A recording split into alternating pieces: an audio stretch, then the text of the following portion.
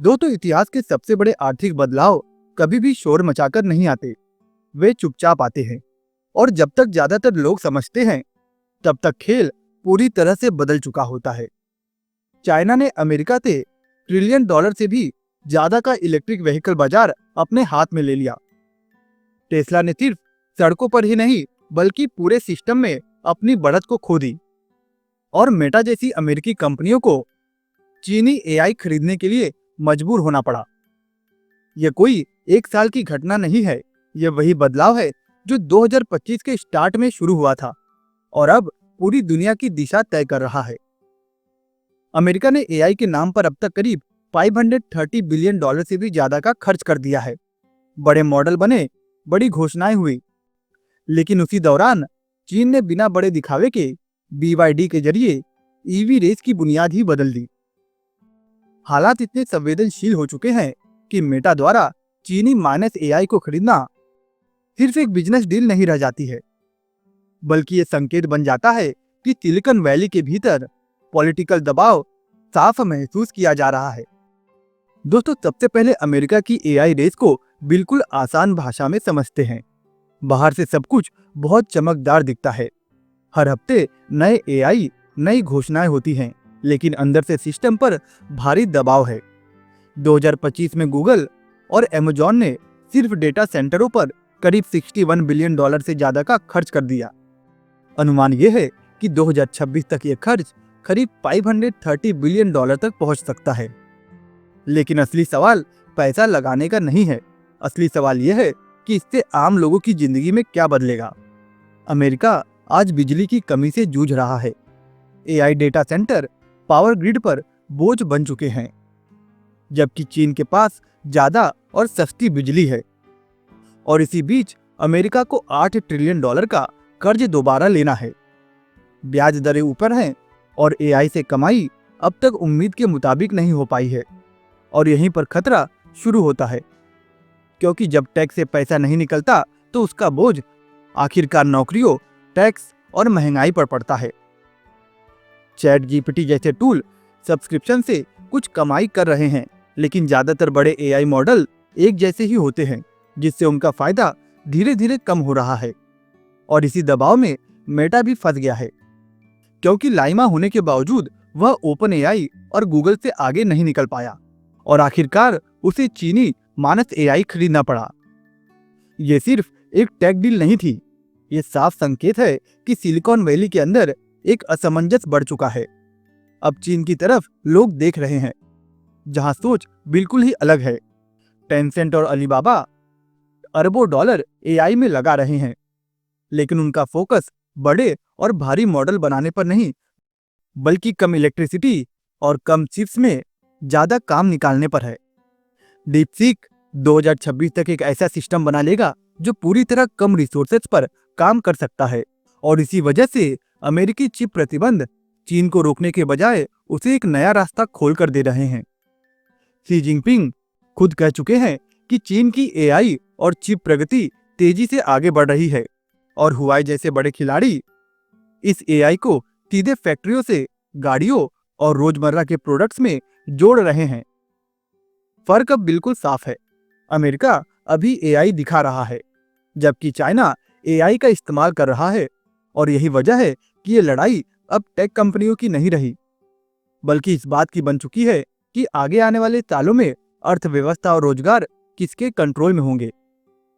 अब आते हैं उस मैदान पर जहां खेल सच में पलट गया है, यानी कि इलेक्ट्रिक व्हीकल सेक्टर में।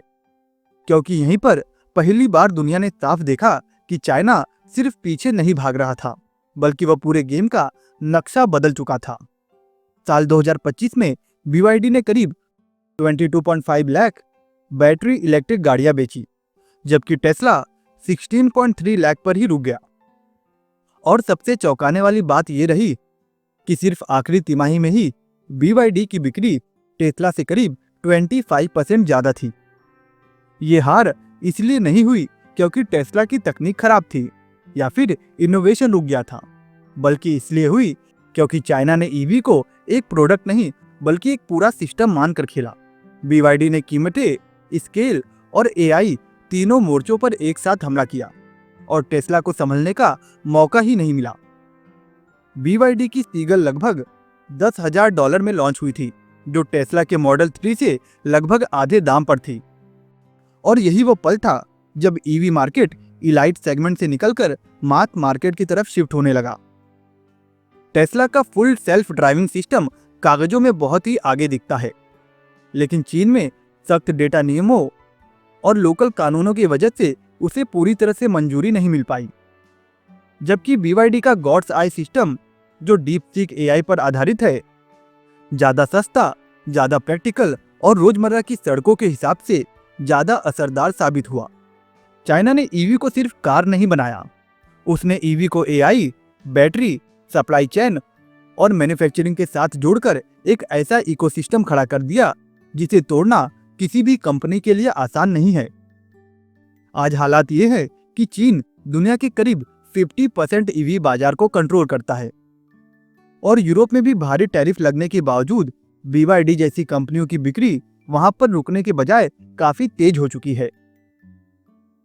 दोस्तों, अमेरिका टैरिफ के जरिए अपने घरेलू बाजार को कुछ समय के लिए बचा सकता है, लेकिन सच्चाई यह है कि ग्लोबल लेवल पर ईवी की दिशा अब अमेरिका तय नहीं कर रहा है। और यहीं से कहानी भारत के लिए बेहद अहम मोड़ लेती है, क्योंकि जो बदलाव चीन और अमेरिका के बीच दिख रहा है, उसका अगला असर सीधे भारत के बाजारों पर पड़ने वाला है। अगर BYD पूरी ताकत से भारत में उतरती है, तो टाटा की नेक्सॉन ईवी और महिंद्रा जैसी गाड़ियों को सीधा प्राइस वॉर का सामना करना पड़ेगा, जहां 14 लाख के आसपास बिकने वाली गाड़ी के सामने 8 से 10 लाख की ईवी खड़ी होगी।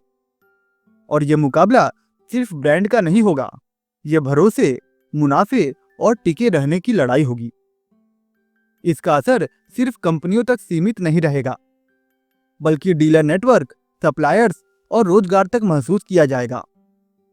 लेकिन इस खतरे के भीतर भारत के लिए एक बड़ा मौका छुपा है, क्योंकि भारत सिर्फ एक बड़ा कंज्यूमर बाजार नहीं है, बल्कि भारत के पास पॉलिसी लेवरेज, मैन्युफैक्चरिंग क्षमता और रणनीतिक साझेदारी बनाने का विकल्प है।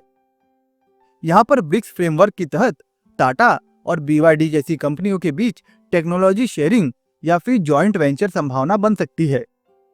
और लिथियम रिफाइनिंग से लेकर बैटरी सप्लाई चेन तक भारत एक अहम कड़ी बन सकता है। अमेरिका द्वारा लगाए गए टैरिफ का एक साइड इफेक्ट ये भी हो सकता है कि चीन अपनी ईवी और बैटरी सप्लाई भारत और दक्षिण एशिया की तरफ शिफ्ट करे। और अगर भारत ने सही रणनीति अपनाई, तो PLI जैसी योजनाएं भारतीय कंपनी को सिर्फ बचाने के बजाय मजबूत बनाने का काम कर सकती है।